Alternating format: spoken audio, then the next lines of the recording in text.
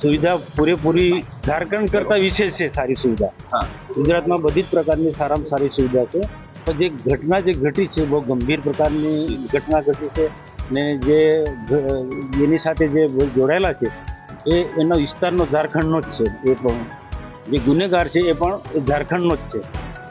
અને એની જે માનસિકતા જે શું આપણે સમજી શકાય કે આ નાની બાળકી સાથે આ પ્રકારનું કૃત્ય કરે, એને અમે સખત શબ્દોમાં વખોડી કરે. એમને પણ ભારોભાર દુઃખ છે.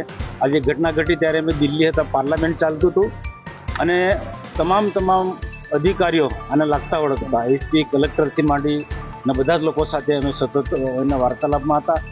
જે પણ શરૂઆતના તબક્કામાં જે એને સારવાર કરી શકાય એના માટે પૂરેપૂરી કાળજી રાખી. દયાબેન હોસ્પિટલ જે સારામાં સારું પ્રાઇવેટ હોસ્પિટલ છે સંસ્થાઓનું, એમાં ત્યાં લઈ ગયા. ત્યાંથી ભરૂચ સિવિલમાં પણ જે પ્રકારનું જે પેલા એક કૃત્ય કર્યું છે જે એનું વર્ણન પણ કરી ના શકાય.